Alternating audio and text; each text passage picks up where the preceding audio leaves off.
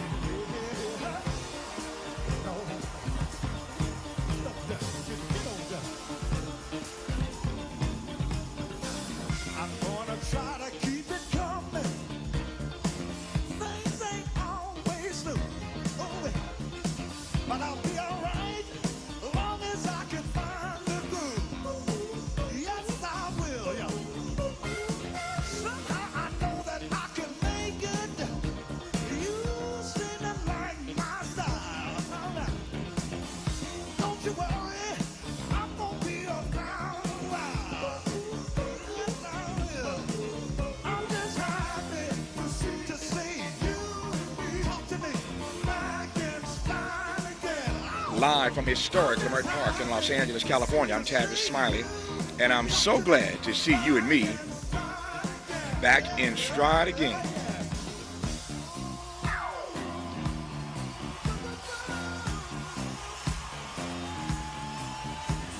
Before we get started with today's show, let me invite you to follow me on Facebook and Instagram at The Real Tavis Smiley and get updates on X, that's formerly Twitter, at Tavis Smiley. By the way, should you miss any part of today's program or want to catch up on previous shows, you can always visit thetavisSmileyShow.com. That's thetavisSmileyShow.com or wherever you get your podcast and listen to the Tavis Smiley podcast version of this live program at your leisure. Another great show on tap for you today. In our second hour, 2 conversations. Up first, we'll speak with Janelle Stevens, founder and CEO of Camille Rose Naturals, the world's largest Black-owned, female-led hair care brand. On the B side of our 2, investigative reporter Arbam Lustgarten joins us for a conversation about his new text, On the Move, the Overheating Earth and the Uprooting of America, as part of our continuing and year-long series on climate justice. In our third hour,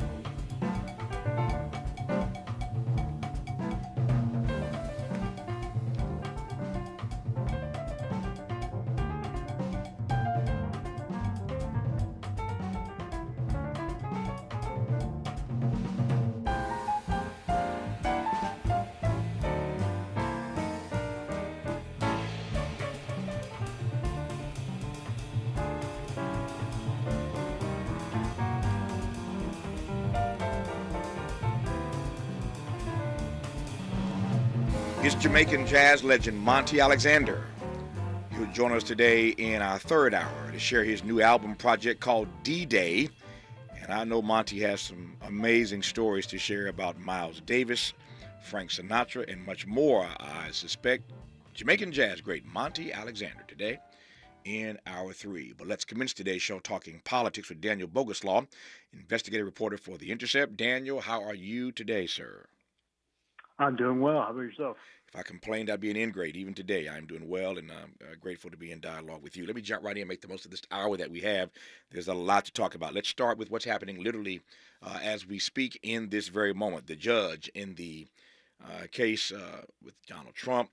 This is the Stormy Daniels case, the hush money case in New York City brought by Alvin Bragg. The judge, as we speak right now, is hearing arguments about this Trump gag order. And if the judge finds that he violated the gag order, then he is facing a potential that is, contempt of court. The DA, Alvin Bragg, has asked that Donald Trump be fined, first of all, be found guilty for violating the gag order, then be found, of course, in contempt of court, and then be fined.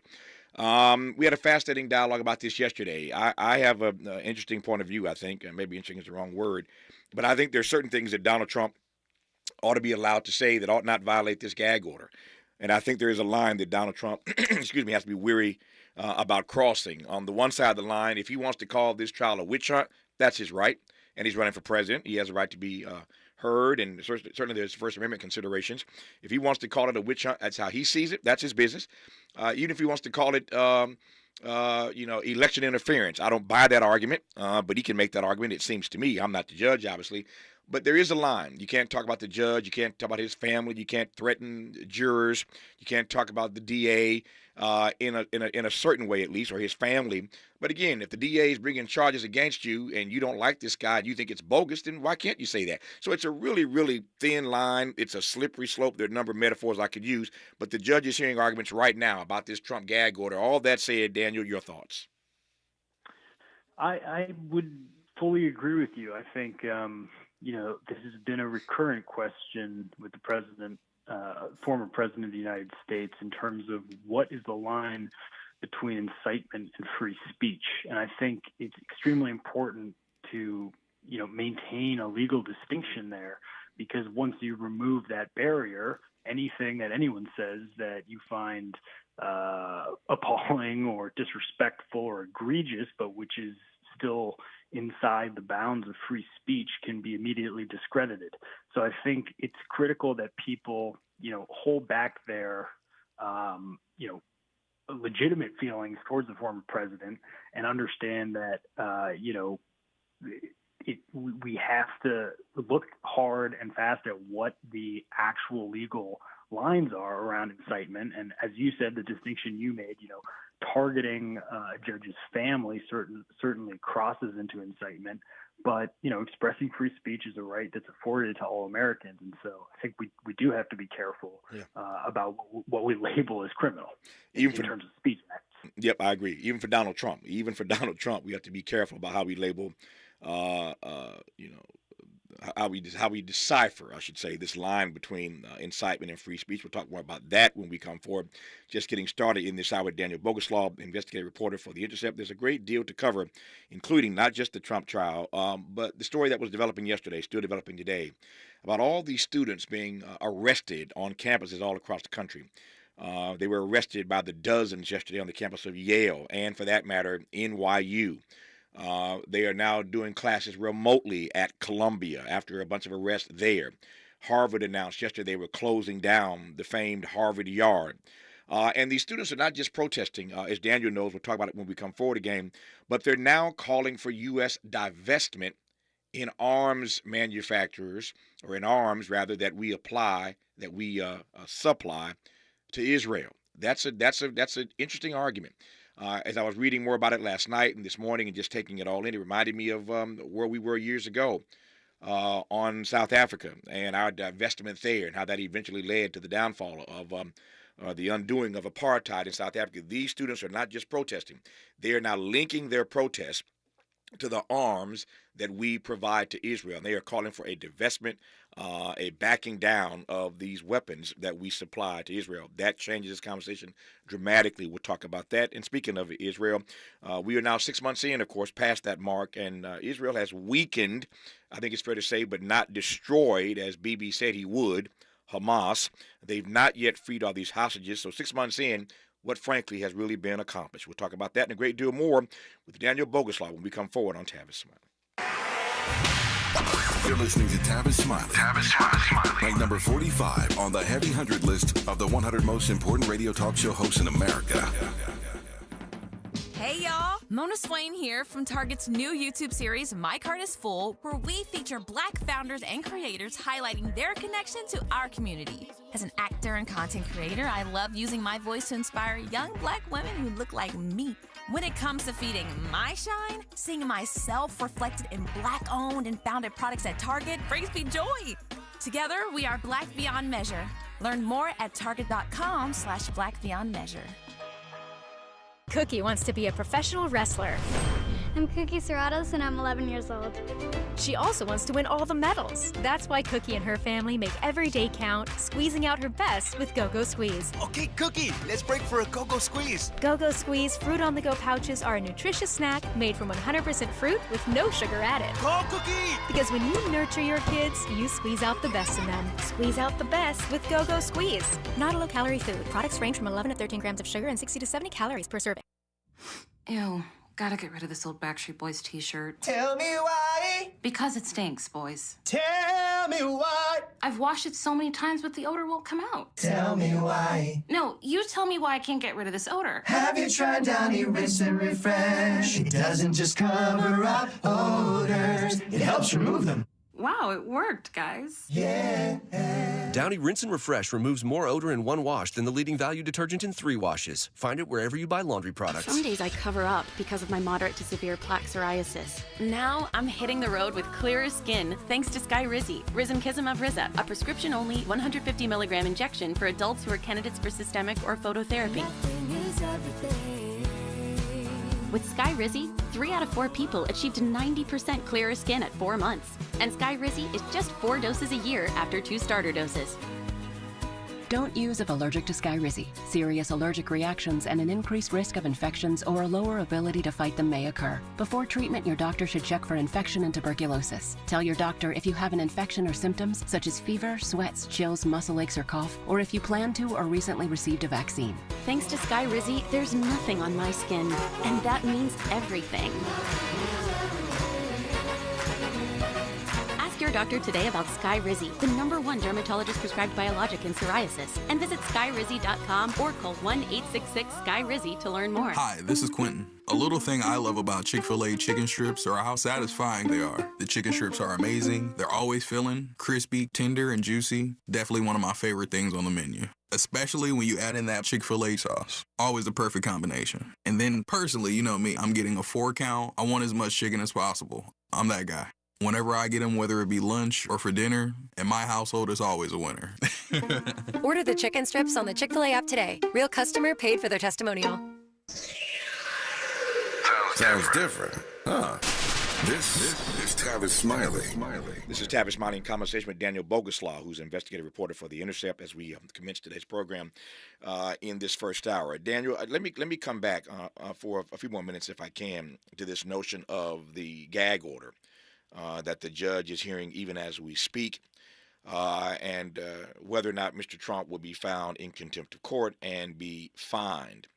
I'm concerned about this because, as you put it, we have to be careful. The judge in this case, Judge Merchan, has to be careful about where he comes down on this line between incitement and free speech.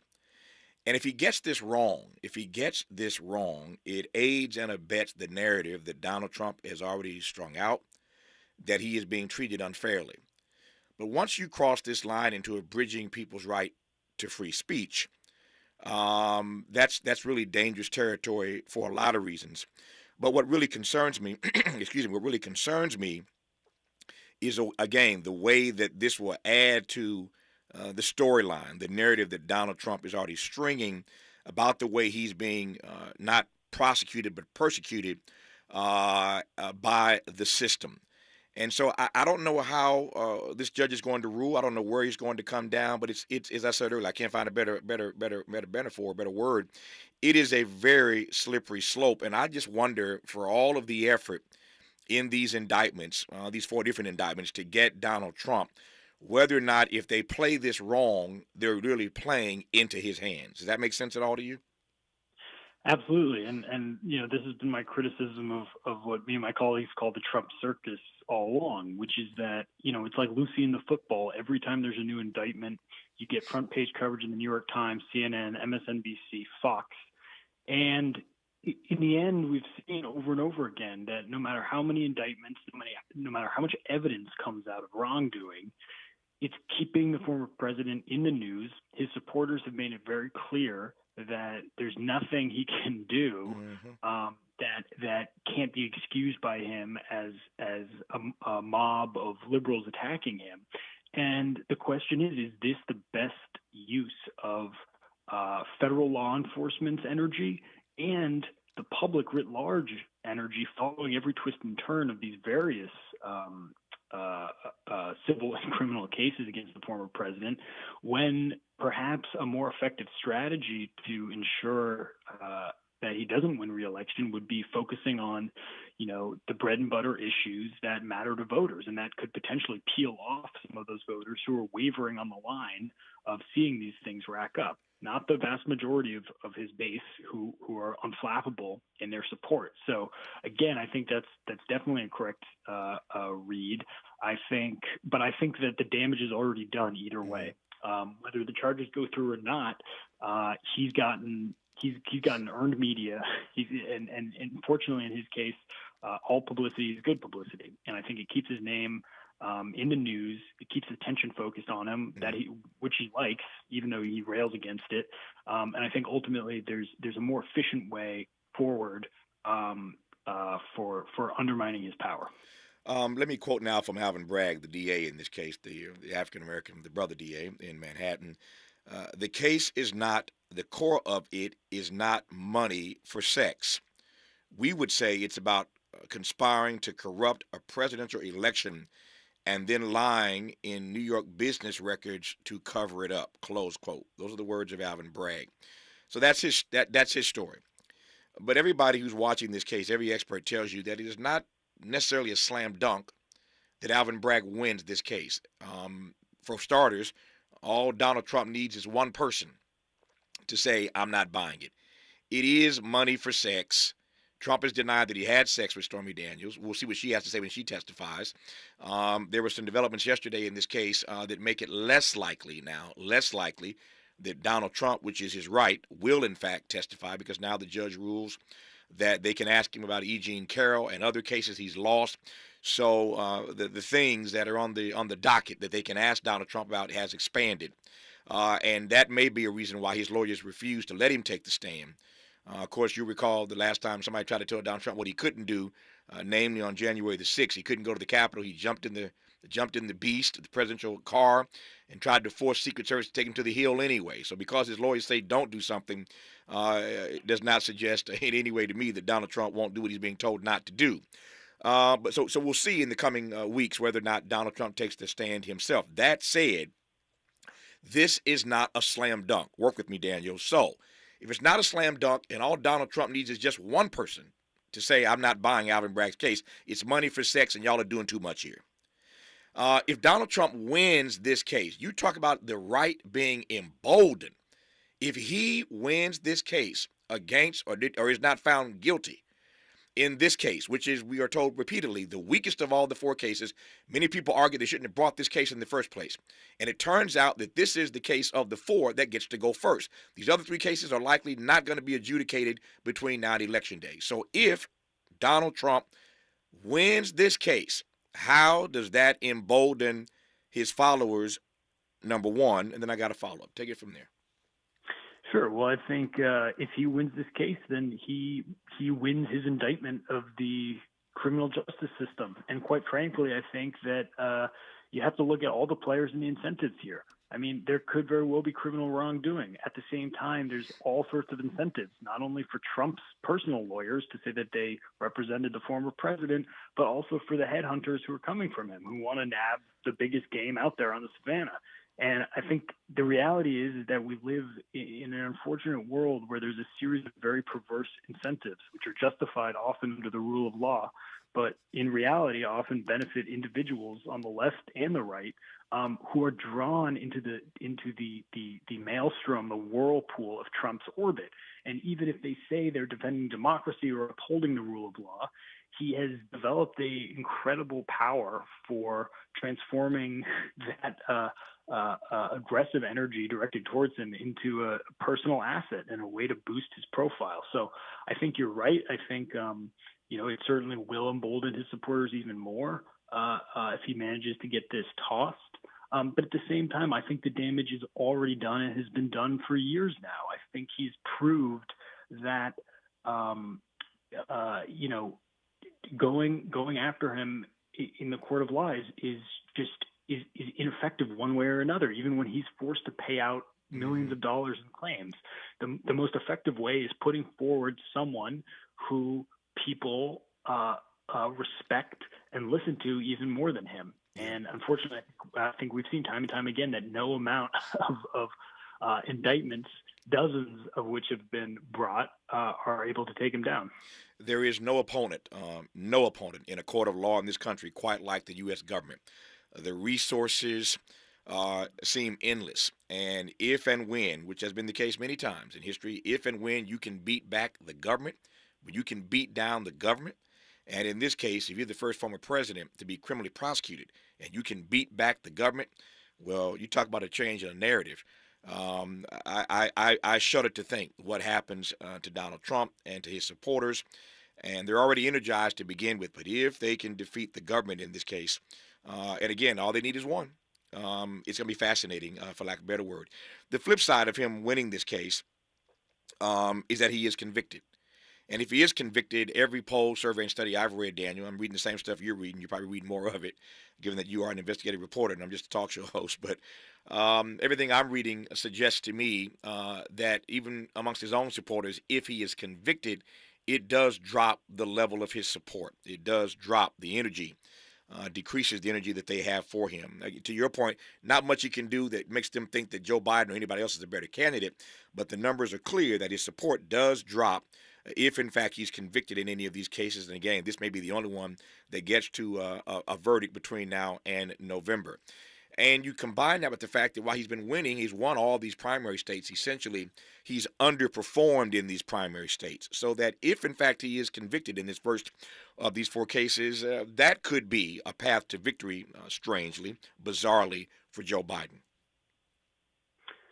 We will see whether that bears out. I find it hard to believe. I think that when you have cultivated your entire political narrative around fighting not only the Department of Justice, but the FBI, the CIA, the so-called deep state, and that has become a fundamental mythos. I think that it's probably very easy for those poll respondents to say right now that their, God emperor will not be convicted, and therefore to say that if he was convicted, that it would change their opinion of him. But I think if you took that survey a month after he was convicted, they'd say, well, he was convicted on bogus charges. I was only responding about whether he actually had any wrongdoing. So I don't know. I think over the past 8 years, 7 years, we've seen so many accusations, so many indictments, so many charges brought, and it's deja vu all over again to see people making the same argument that this time is going to be different. Yep. I saw, I didn't get a chance to see the show in real time, but I saw some comments in the news this morning that my friend Jon Stewart made last night on Comedy Central about the way the news media is covering this. And from what I can take from what I glanced at earlier today, he was chiding them for the way they're covering this. And his comments were, broadly speaking, that are you guys trying to make this another OJ case? How many times we have to see Donald Trump walking in and out of the courtroom? How about covering the substantive issues that are just now starting to come out in this case But to your phrase earlier of a Trump circus, my sense is from what I read that's what John was saying last night, that he's being very critical of the way the media is covering this case, the spectacle, as he called it, as I've called it, as others have called it. What's your sense, right quick, Daniel, of the way, at this point at least, the media writ large is covering this trial? Well, as a reporter, I will say, someone who follows the ebbs and flows of the reporting ecosystem closely, it is undeniable that Trump's victory was extraordinarily good for media companies on both the left and the right, provided an endless stream of coverage. It boosted subscriptions at the New York Times and Washington Post. And after Joe Biden won, they saw a total void where that coverage used to be. So, it is not to cast judgment on whether or not a former president's criminal trial should be covered. Of course it should, but there should be similar amounts of coverage dedicated to the potential staff appointees that are going to fill a second Trump administration. There should be coverage to the social policies and programs that will either be slashed and decimated under him, or kept at the same meager levels under his challenger.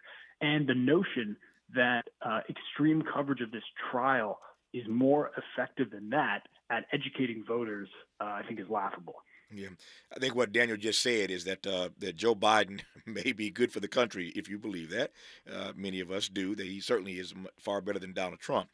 He may be good for the country, but he ain't good for likes, clicks, and downloads. Donald Trump wins that argument. He's much better for likes, clicks, and downloads, while Biden may be better for the country. We shall see what happens in the coming days. But this trial is about to get interesting because as we see more and more what Alvin Bragg has to say, trying to make this argument that it's not just a hush money case, it's not just a money for sex case, but something much deeper. We will see if the jury buys that argument. I repeat once again, as you well know, he only needs one, that is, say, Mr. Trump only needs one person to not see it the way Alvin Bragg sees it, and he effectively wins this case. I can't imagine under any conditions that they would retry this thing, so it's going to be one and done, whatever the outcome is going to be. That's my sense of it. Our guest is Daniel Boguslaw, investigative reporter for The Intercept. When we come forward, again, a great deal more to cover now. We've covered Trump. At least that's enough for me for now, 30 minutes of that. There's other stuff to cover, though. Let's talk about these students. This story is getting more and more interesting, more and more fascinating for me. These students who are not letting up on campuses all across the country, the protests are raging. And as these students get arrested, and trust me, I'm thinking of Dr. King and all these young folk that got arrested then, and the babies in Birmingham, literally our children who were let out of school and were put in harm's way and were willing to be put in harm's way for the sake of civil rights. These students are allowing themselves to be arrested and detained and jailed, and their parents have to bail them out. That's how strongly they feel about this issue at Yale and at NYU and at Harvard and at Columbia and all around. These students are having their say, but this argument that they're making now, that they want something done about this cozy arms relationship, this arms deal, where we supply all these weapons to Israel to do the damage that's been done. That part of the story is what I want to talk about. And as I said earlier, we're now past the 6-month mark, and Israel has not destroyed Hamas. They have not gotten all those hostages freed, so there's a big question to be asked about what, in fact, has been accomplished 6 months in. That and more with Daniel Boguslaw when we come forward on Tavis Smiley. Seeking the truth, speaking the truth. This is the Tavis Smiley Show.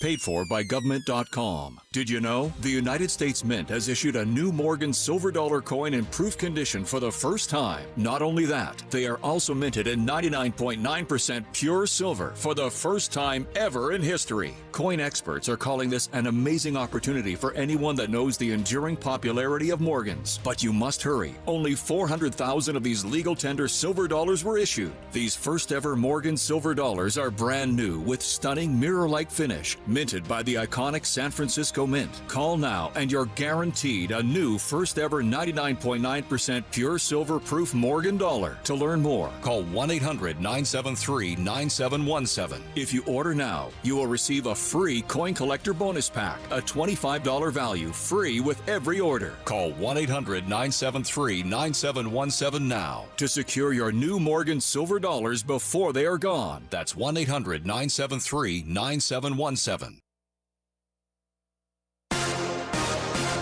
I'm Mike Moore. Here's the latest from the Black Information Network. Tensions remain high as protesters on a growing number of college campuses continue to call attention to the crisis in the Middle East. Demonstrators at Columbia University say they want the Ivy League school to divest from companies they say profit from Israel's violations of international law and Palestinian rights. A lawsuit filed against Nassau County, New York, claims racial bias in its district maps. The civil rights suit alleges manipulation in the map-making process to water down the influence of the county's Black, Asian, and Latino voters. The white population makes up just 56% of the roughly 1.4 million residents of Nassau County. Still, the county's governing body is nearly 80% white. And that's the latest. I'm Mike Moore from your 24/7 news source, the Black Information Network and BINnews.com. Now your ideas don't have to wait. Dell Technologies and Intel are pushing what technology can do, so great ideas can happen right now. Find out how to bring your ideas to life at Dell.com. Welcome to now. Is this the takeover? This is the KBLA Sports Minute with Ray Richardson. The Lakers were outstanding in so many areas Monday night in Denver. One thing they didn't do well was protect a 20-point lead in the second half. The breakdown led to Jamal Murray's game-winning shot at the buzzer to give Denver a heartbreaking 2-point win over the Lakers. Denver leads the best-of-7 first-round series 2-0. The Lakers have now lost 10 straight games to the Nuggets. What makes Murray's fall-away shot even more frustrating for the Lakers is that he hit it over Anthony Tavis, the Lakers' best defender. AD was in perfect position to contest Murray's shot. The Nuggets' dramatic win spoiled a brilliant night for D'Angelo Russell. Russell dropped a career-high 7 3-pointers to silence all the haters. AD was also brilliant with 32 points and 11 rebounds. LeBron had 26 points and 12 assists. Game 3 is Thursday night at Crypto.com. No debates, no speculation, just the info you need. That's your KBLA Sports Minute. I'm Ray Richardson on KBLA Talk 1580. Bank of America has powerful digital solutions for local and global businesses, so you can make every move matter. Visit bankofamerica.com/banking for business to learn more. Bank of America N.A. Copyright 2024.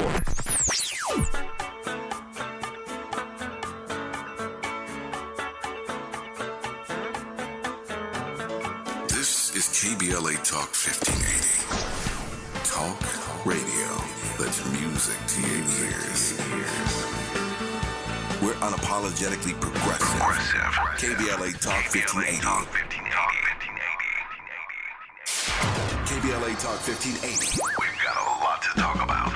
KBLA Talk 1580, connecting you with services and solutions. Legal Aid Foundation of Los Angeles is a nonprofit law firm that protects and advances the rights of the most underserved, leveling the playing field and ensuring that everyone can have access to the justice system. Every year, LAFLA provides free, high-quality legal services to more than 100,000 people living in poverty across greater Los Angeles. Their unique combination of neighborhood offices, self-help centers at courthouses, and domestic violence clinics puts Legal Aid Foundation of Los Angeles on the front lines in vulnerable communities and at the forefront of change. LAFLA's expert team of attorneys, paralegals, and support staff works to provide direct representation, offer counsel and advice, provide referrals, and educate the community about their legal rights through workshops and seminars. With locations all over LA, you can access their services or volunteer to help no matter where you live. And if you have an urgent issue, call 213-235-0060. That's 213-235-0060. To get legal help, make a donation, or volunteer, visit LAFLA.org. LAFLA.org. This is a community call to action from KBLA Talk 1580. I spray and scrub, but the soap scum in my bathtub is still there. I spray and scrub, but the burnt sauce on my stovetop sticks around. Sprays can leave grime behind, but new Mr. Clean Ultra Foamy Magic Eraser combines the scrubbing power of an eraser with the cleaning power of Dawn to melt away tough messes on contact. Just wet, squeeze, and erase. Stop spraying, start erasing, and clean with more magic than ever with new Ultra Foamy Magic Eraser. Mr. Clean, Mr. Clean.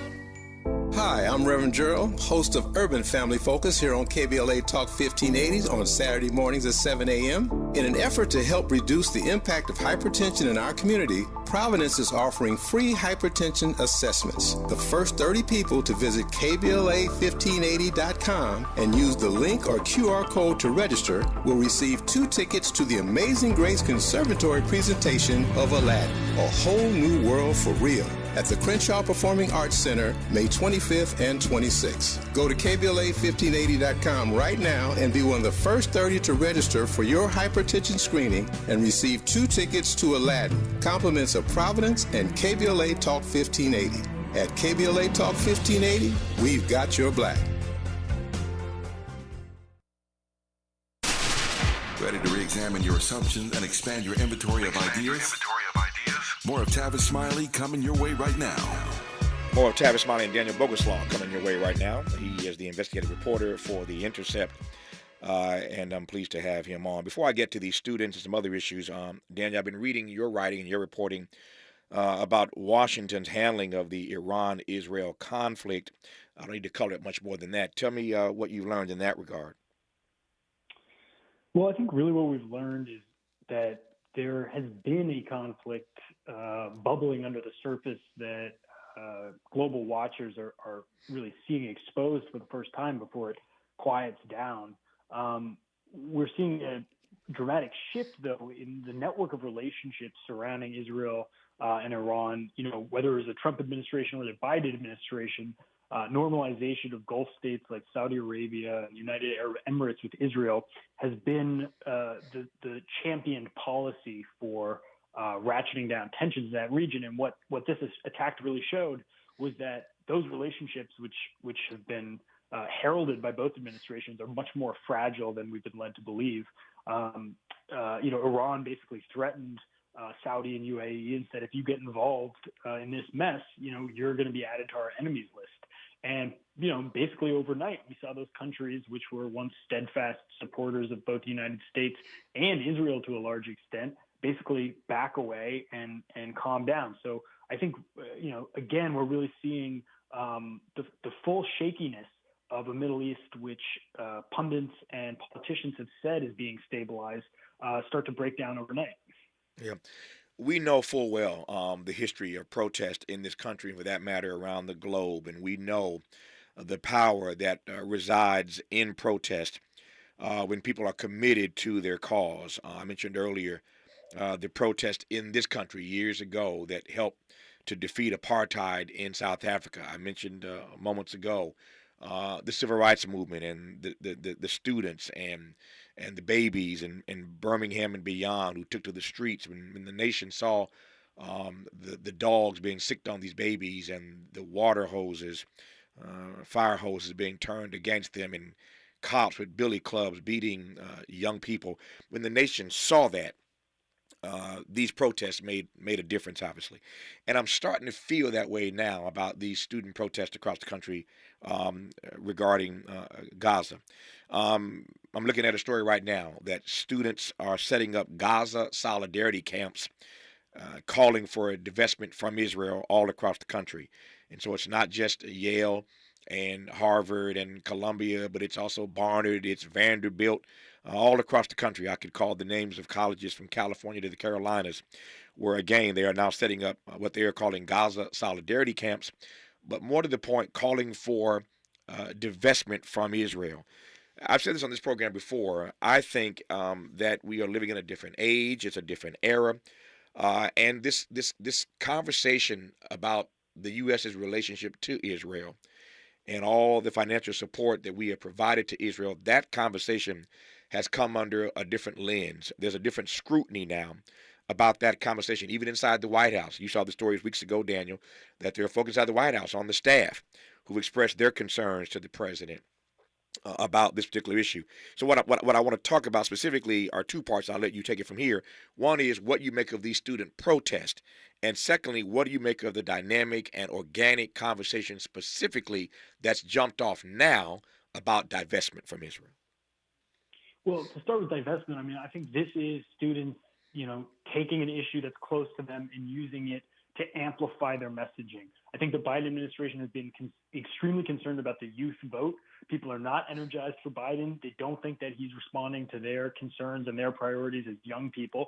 And I think attaching a movement to the universities, gives students a way to not just protest the U.S. government, but sort of amplify their concerns through the university system, which they're a part of, calling not only for the universities to divest, but also for the United States to, at the very least, create conditions for arms sales. While students are suffering under tens of thousands of dollars of student debt and are watching the promises of millennials and boomer generations, having a house, having a car, not struggling under debt until the grave pass them by, they're saying, why is the U.S. government continuing to cash, $10 billion checks to the Israeli military when we can't even provide basic social services here at home? Now, in terms of similarities to past protest movements, I think this is where it gets really interesting. And something I've written about a lot is the way that we see a sort of McCarthyite language being dredged up from the ashes of the Vietnam era by those same three-letter agencies that we know were involved in monitoring anti-Vietnam protesters, which we know were involved in manipulating MLK. The FBI's Hoover era is back in full force, whether it's the director of the National Counterterrorism Center saying that the threat posed by Hamas is justification to renew warrantless mass surveillance of Americans, or whether it's FBI Director Christopher Wray saying that Hamas poses a new, unique homeland security challenge. And we see that rhetoric coming from the highest levels of U.S. national security community being regurgitated by pundits and redirected at college students, some of whom are Jewish, whether it's at Columbia, whether it's at Brown, whether it's at Vanderbilt, who are, protesting and exercising their free speech, calling on the U.S. government to stop funding a war that they find to be unjust.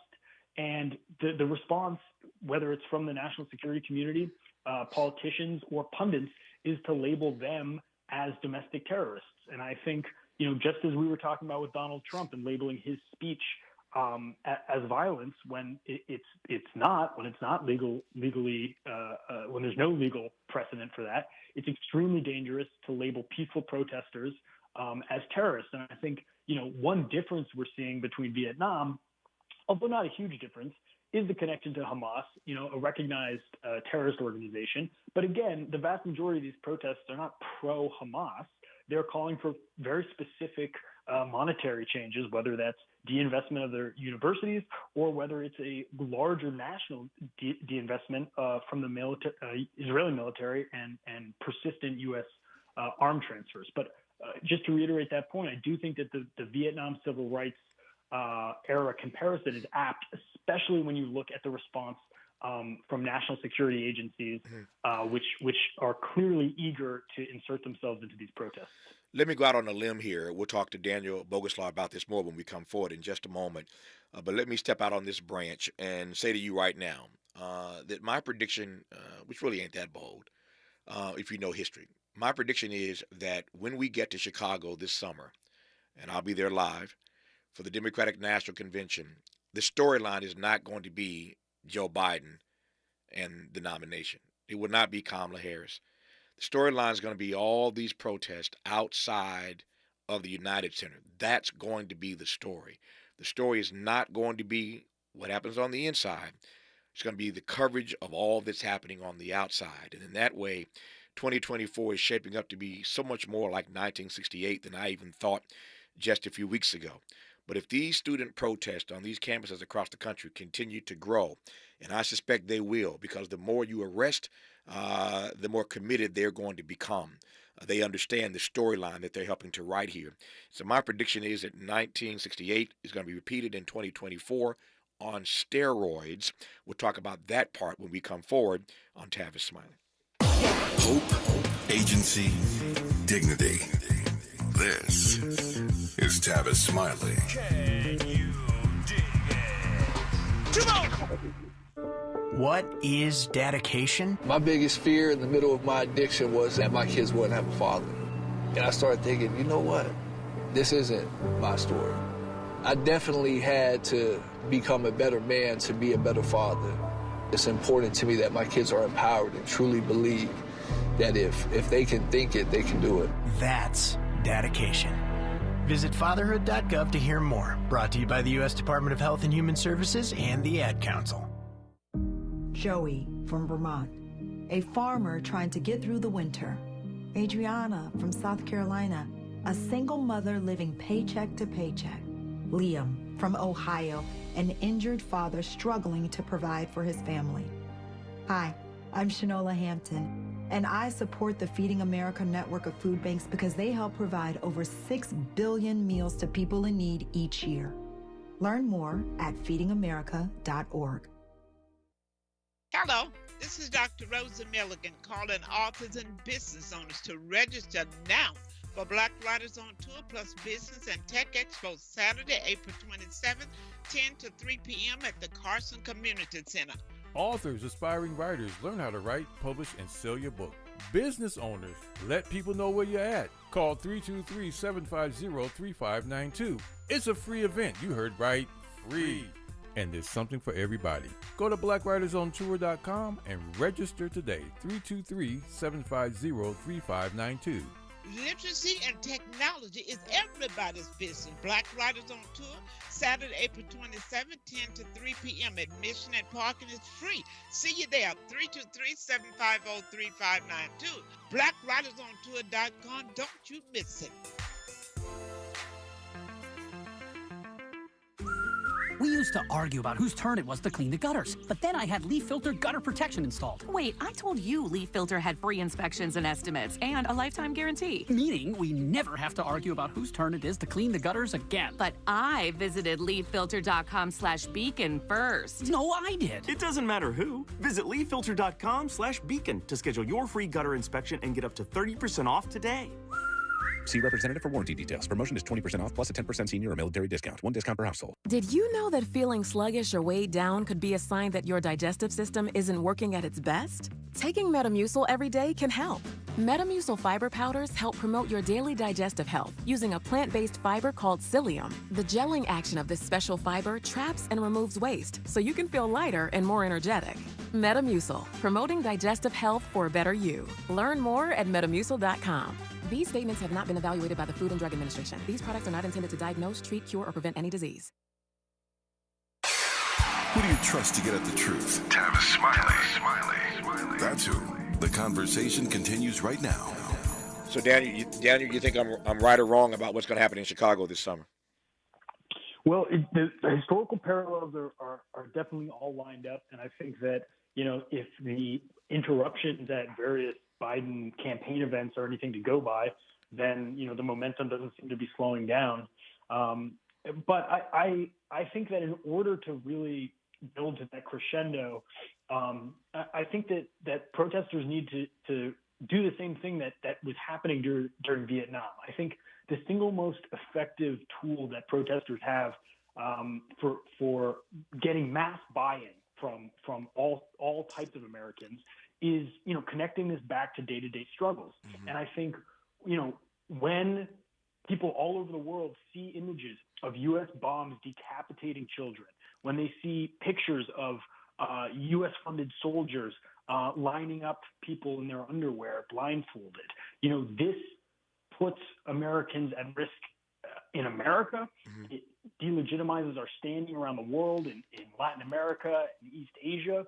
And in fact, we've even seen attacks and deaths of U.S. soldiers, U.S. military personnel, some of them, National Guards men from the Deep South, serving on bases in Jordan, who are targeted based on the U.S. support for this war in Gaza. And so I think, this has to be not just a sort of left-wing third worldist movement, but I think if protesters really are going to crescendo in Chicago, they need to make the argument that this affects all Americans, whether it's literally putting their lives on the line and risking increased attacks, or whether it's stripping away tens of billions of dollars from the types of social programs, schools, hospitals, police, the basic infrastructure of the society.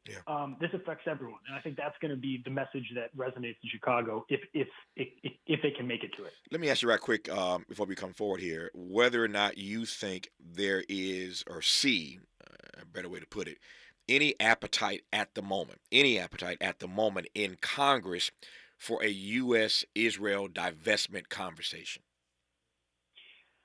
I think the bottom line is a simple one when it comes to Congress, which is that the Israel lobby, AIPAC, is the most powerful lobby in America. And until the tides of hard cash shift away from AIPAC, I don't think that Congress is going to change, just because money in politics works. And right now, AIPAC is cashing the biggest checks. Our remaining moments with Daniel Boguslaw of The Intercept when we come forward on Tavis Smiley. What's your quarrel with the world? You're listening to Tavis Smiley. If you're like me, 60 and retired, making ends meet, especially here at the supermarket and drugstore, is tough. I'm so blessed to have found benefitscheckup.org. It's a free and confidential website from the National Council on Aging that connected me to $1,200 a year in programs that help pay for food, medicine, utilities, and more. Maybe it can help you. benefitscheckup.org. My daughter was diagnosed with a rare malignant rhabdoid tumor on the spine. They sent her straight to St. Jude. My hope was gone. But when you get there, everyone's like, hey, we're not going to give up. And when you see other people not giving up on your child, that makes all the difference in the world. When I found out I didn't have to pay, I was just grateful. They saved my baby's life. Finding cures, saving children. Learn more at stjude.org. KBLA Talk 1580. We've got a lot to talk about.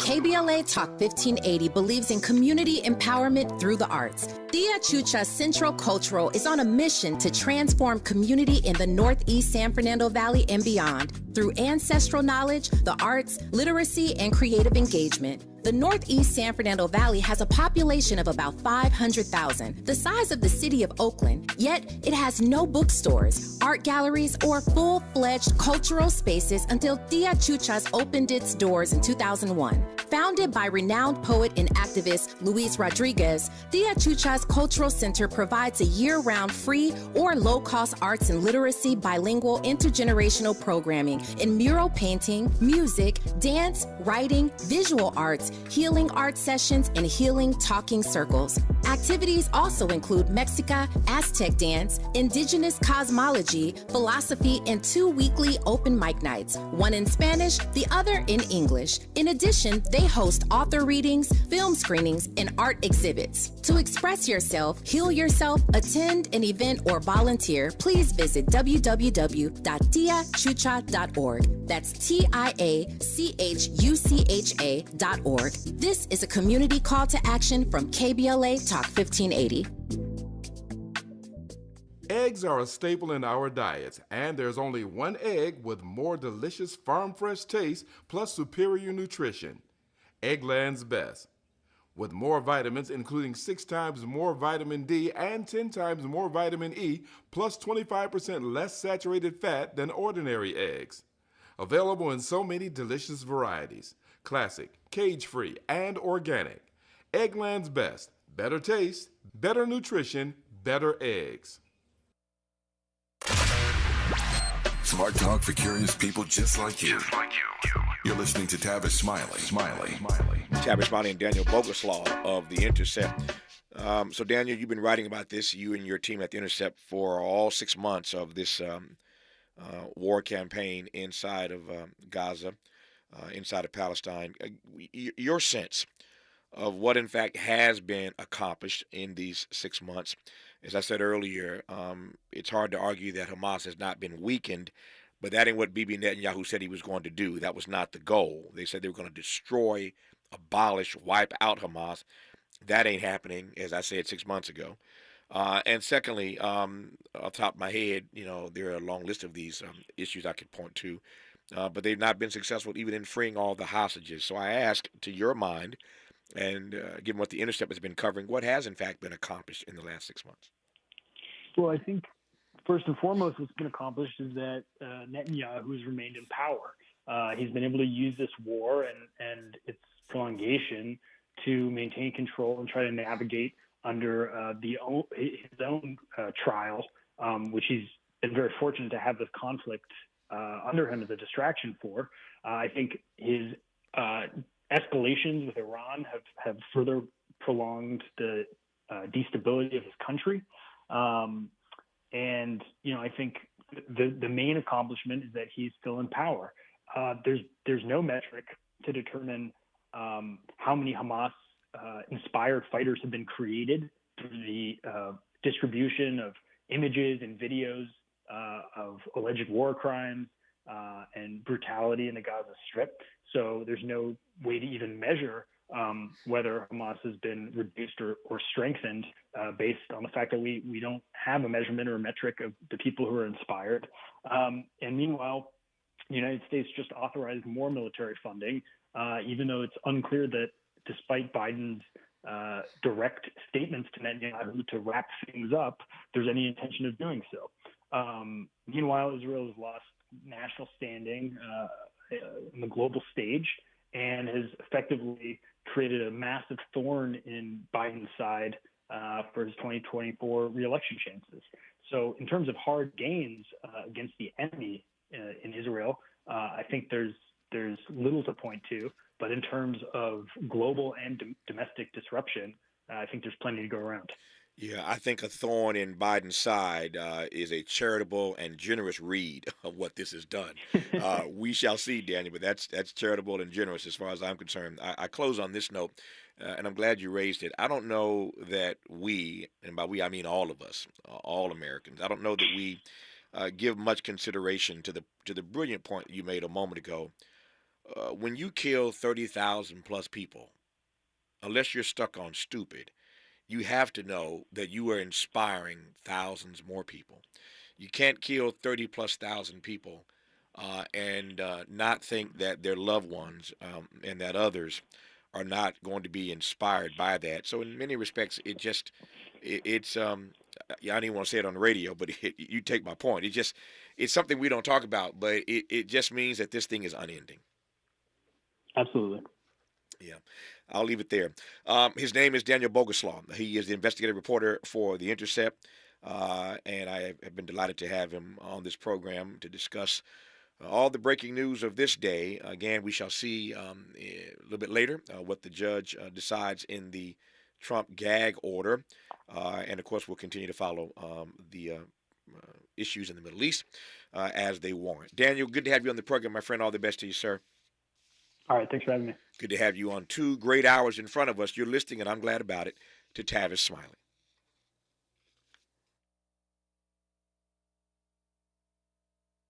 KBLA 1580 Santa Monica. I'm Mike Moore.